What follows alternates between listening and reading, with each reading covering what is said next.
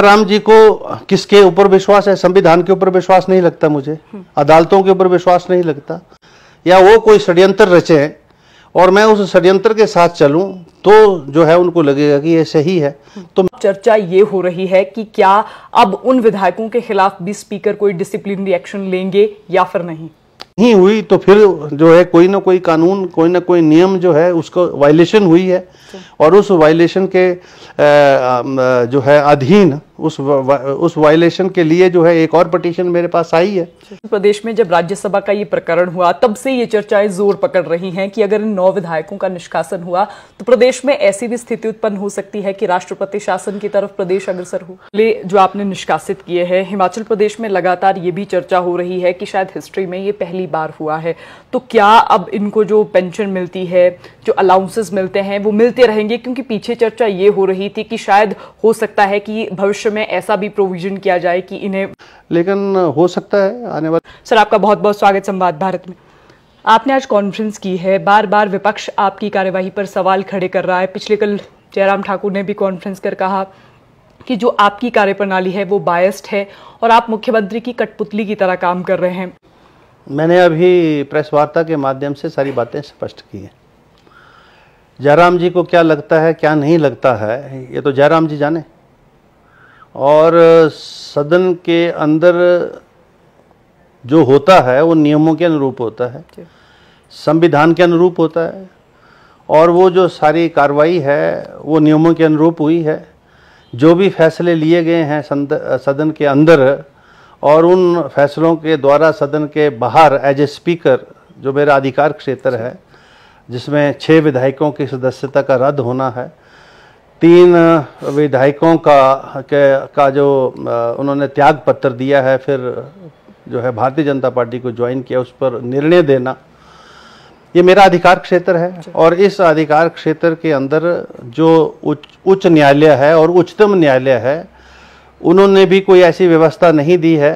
उल्टा उन्होंने ये कहा है कि स्पीकर का ये अधिकार क्षेत्र है, इस अधिकार क्षेत्र के अंदर कोई भी संवैधानिक अदालत जो है उसके अंदर दखल नहीं दे सकती, ना उसकी समय सीमा निश्चित कर सकती है। और इन विषयों को जो अब अदालतों के माध्यम से सेटल हो चुके हैं, जो निर्णय मैंने दिए उनको अदालतों ने सराहा दिया, उच्चतम न्यायालय ने सराहा दिया, सुप्रीम कोर्ट ऑफ इंडिया ने, जहां वो जो है मेरे उस फैसले को लेके गए थे, कहीं जो है सुप्रीम कोर्ट ऑफ इंडिया ने उसमें कहीं कोई जो है दखल नहीं दिया, मेरे फैसले को सराहा। हिमाचल उच्च न्यायालय ने जो फैसला मैंने दिया उसको सराहा और व्यवस्था दी कि जो स्पीकर का अधिकार क्षेत्र है उसके अंदर किसी प्रकार का दखल नहीं दिया जा सकता, ये कोर्ट के पास कोई कानूनी अधिकार नहीं है। बावजूद इसके जयराम जी को किसके ऊपर विश्वास है? संविधान के ऊपर विश्वास नहीं लगता मुझे, अदालतों के ऊपर विश्वास नहीं लगता, और सदन का जो संचालन मैं करता हूं उस पर भी विश्वास नहीं लगता। उनको ये लगता है कि वो जो कहें या वो कोई षड्यंत्र रचे और मैं उस षड्यंत्र के साथ चलूं तो जो है उनको लगेगा कि ये सही है। तो मैंने तो अपने विवेक के अनुरूप ही निर्णय करने हैं, और कानूनन जो मेरे जो दायित्व हैं, कर्तव्य हैं, मेरे जो अधिकार क्षेत्र है उसका प्रयोग करना है मुझे जयराम जी के द्वारा क्या टिप्पणियां हो रही हैं क्या नहीं हो रही है उसके ऊपर तो मुझे जाने की जरूरत आपने जिक्र किया नहीं है। आपने जिक्र किया था कंटेम्प्ट ऑफ कोर्ट। हाँ, अब क्या जो शब्दावली इस्तेमाल की जा रही है क्या उसके खिलाफ भी अब आप? मैंने ये कहा कि जब न्यायालय निर्णय दे देता है और उस निर्णय को कोई मानता नहीं है, जिसको भी दिया जाता है, और बार बार उसकी अवहेलना करता है, तो अदालत जो है उसके बाद कंटेम्प्ट लेती है। इसी प्रकार से सदन के अंदर जो हम कार्रवाई करते हैं और सदन के नियमों की बार बार अगर हम उल्लंघना करते हैं, वहाँ सदन के संचालन में अव्यवस्था पैदा करते हैं, तो वो सारा सदन की जो हमारे नियम हैं और संवैधानिक जो हमारे अधिकार हैं उनकी अवहेलना है। तो अवहेलना तो that is again amount to a breach of the privilege of the house, that amounts to a contempt of the house. तो अगर which amounts to a contempt of the house, तो ऑब्वियसली उसके लिए रूल हैं आगे proceed होने के लिए कि ऐसी परिस्थिति पैदा हो तो किस प्रकार से आगे हमको जाना है। तो हम नहीं चाहते कि कोई भी इस प्रकार का आचरण करे जिससे जो ये एक्सट्रीम पोजीशन है वहाँ जाना पड़े। तो इसलिए मैंने ये कहा है कि सारा वातावरण सौहार्दपूर्ण रहे, राजनीतिक लड़ाइयाँ लड़ते रहें, लेकिन उसको मुझे ढाल बनाकर जो है उस लड़ाई को लड़ने का प्रयास करेंगे। मेरा भी अधिकार क्षेत्र है अपना, तो मैं उस अधिकार क्षेत्र का प्रयोग करूंगा। हिमाचल प्रदेश के सियासी गलियारों में जो ये 9 विधायक हैं, आपने भी इनको पूछताछ के लिए अपने पास बुलाया था, जांच उसकी हो चुकी है, उन लोगों ने भी जवाब दे दिए हैं। अब चर्चा ये हो रही है कि क्या अब उन विधायकों के खिलाफ भी स्पीकर कोई डिसिप्लिनरी एक्शन लेंगे या फिर नहीं?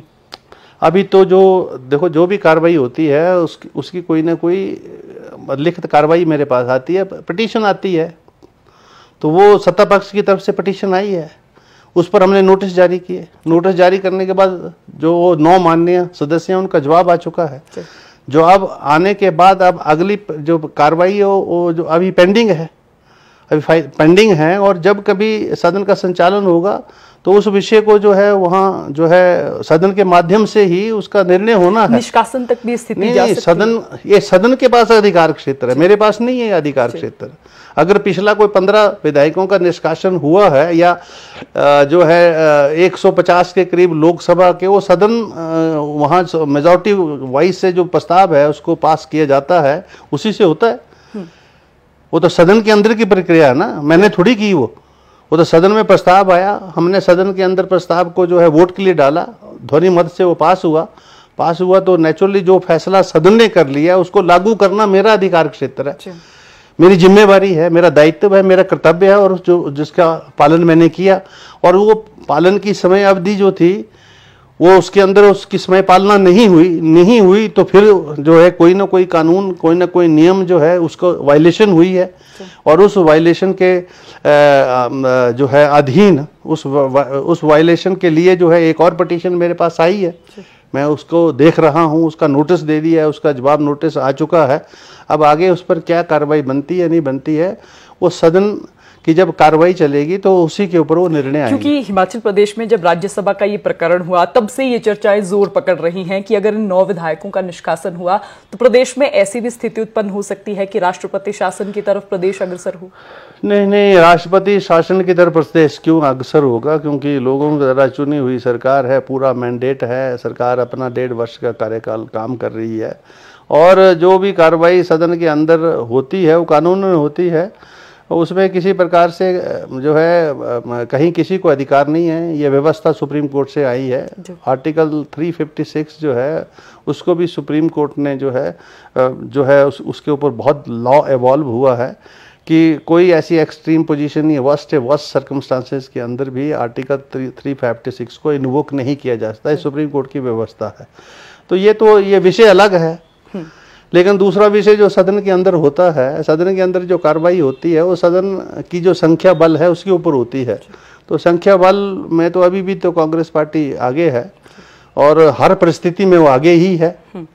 अब अगर उसका मूल्यांकन आलंकन करें हम तो हर परिस्थिति में आगे है, इसलिए कहीं किसी भी प्रकार से ये सदन के अंदर की ही कार्रवाई है, इसलिए किसी को जो है किसी के ऊपर आक्षेप करना या अमर्यादित भाषा का प्रयोग करना, जो सदन के अंदर हमने किसी के लिए नहीं की कोई अमर्यादित बात, जो सदन के बाहर जब चुनाव होता है तो चुनाव में हर तरह की भाषा का प्रयोग एक अंतिम सवाल, जिस तरह आपने आज प्रेस कॉन्फ्रेंस की है, इस प्रेस कॉन्फ्रेंस का अर्थ क्या माना जाए? क्या नेता प्रतिपक्ष के लिए प्रेस कॉन्फ्रेंस एक जवाब है जिस तरह के शब्द इस्तेमाल किए जा रहे हैं, या फिर एक चेतावनी है?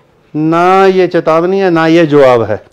जो न्यायालय के द्वारा जो व्यवस्था दी गई है वो उसको मीडिया के आगे जो है रख कर ये सभी को एक संदेश है कि लोकतंत्र प्रजातंत्र में जब जो विधानसभा है उसका अपना अधिकार क्षेत्र है, स्पीकर का अपना जो है अधिकार क्षेत्र है, दायित्व है, कर्तव्य है, उनकी प्रिविलेजेस हैं, और वो जो है कहीं जो है कोई भी व्यक्ति जो है वो जो एक लक्ष्मण रेखा है उससे उसको क्रॉस ना करे।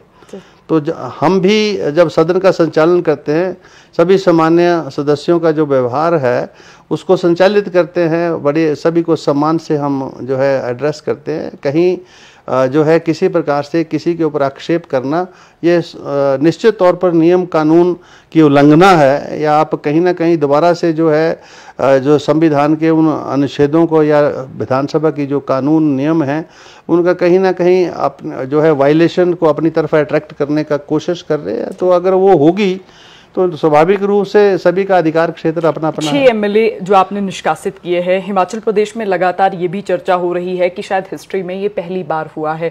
तो क्या अब इनको जो पेंशन मिलती है, जो अलाउंसेस मिलते हैं, वो मिलते रहेंगे? क्योंकि पीछे चर्चा ये हो रही थी कि शायद हो सकता है कि भविष्य में ऐसा भी प्रोविजन किया जाए कि इन्हें वो सुविधाएं भी ना अभी तक तो जो है ये पहला ऐसा प्रकरण है, और पहला ऐसा प्रकरण है। तो अभी तक तो हमारे जो नियम कानून है उसके अंदर अभी तक की जो व्यवस्था है उसमें अभी तक तो जो है इस प्रकार की व्यवस्था नहीं है। लेकिन हो सकता है आने वाले समय में नियमों में परिवर्तन हो और कानून में परिवर्तन हो, नया कोई कानून आए, तो वो आने वाले समय की बात है। तो अभी तक तो सिर्फ यही व्यवस्था थी जिस व्यवस्था के तहत जो हमने निर्णय दिया, उस निर्णय के बाद जो है फिर दोबारा से उपचुनाव हुए। उन उपचुनावों में जनता ने अपना निर्णय दे दिया।